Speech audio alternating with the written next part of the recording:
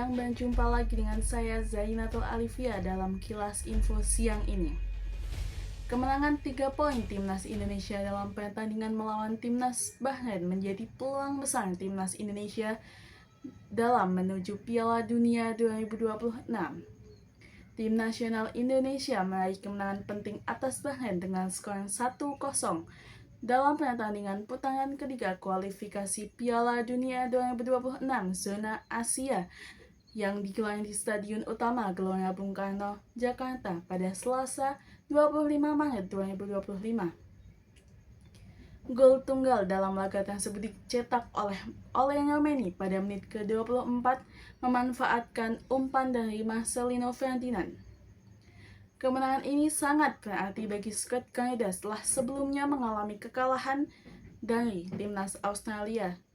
Dengan tambahan 3 poin, Indonesia kini mengoleksi 9 poin dan berada di posisi keempat grup C. Unggul 3 poin dari Bahrain dan Cina yang masing-masing menempati posisi kelima dan keenam. Sementara itu, Jepang memimpin klasemen diikuti oleh Australia di posisi kedua dan Arab Saudi di peringkat ketiga. Dalam pertandingan tersebut, Indonesia menunjukkan dominasi dengan beberapa peluang emas. Pada babak pertama, tendangan bebas Tom Haye pada menit ke-15 berhasil ditepis oleh kiper Bahrain.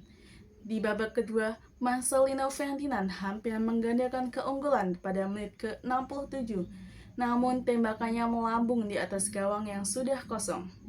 Peluang lain datang dari Eliano Reijens pada menit ke-79, tetapi sepakannya juga belum menemui sasaran.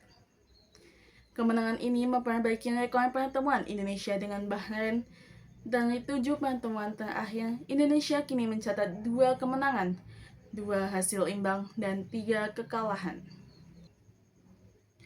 Berita selanjutnya, darurat sampah di Kota Pekalongan mengakibatkan sampah tersebar di beberapa tempat.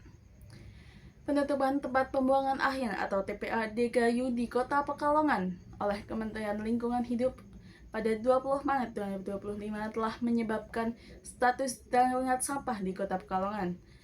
Penutupan ini dilakukan karena TPA Degayu telah mengalami kelebihan kapasitas dan tidak lagi memenuhi standar pengolahan sampah yang sudah ditetapkan. Sebelum ditutup, TPA Degayu menampung sekitar 130 sampai 150 ton sampah per hari. Dengan penutupan tersebut, sampah mulai menumpuk di berbagai titik di Kota Pekalongan. Pantauan di lapangan menunjukkan tumpukan sampah terlihat di sepanjang Jalan Jenderal Sudirman, pintu masuk Sapura, dan Jalan Urip Sumoharjo.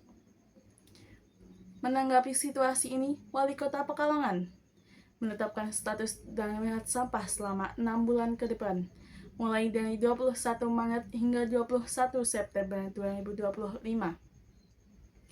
Pemerintah kota berencana mengalokasikan dana bencana untuk pengadaan insinerator yang akan ditempatkan di 23 tempat pengolahan sampah reduce, reuse, recycle.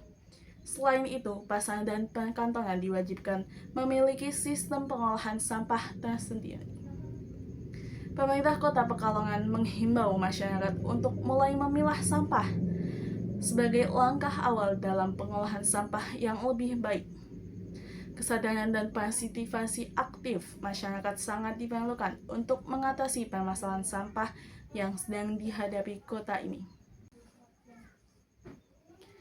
Berita penutup siang ini yaitu fenomena dedaunan yang berhenti bergerak ketika pagi hari di Hari Raya Idul Fitri banyak diperhatikan warga setelah viral di media sosial.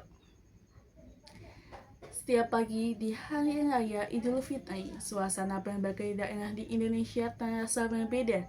Selain gema takbir yang berkumandang dan aroma masakan lebaran yang khas dari rumah warga, ada satu fenomena yang kerap menjadi sorotan warga di berbagai daerah di Indonesia. Salah satunya yaitu daun-daun yang berhenti bergerak dan diam, seolah ikut menyambut hari suci dengan kekhusyuan tersendiri.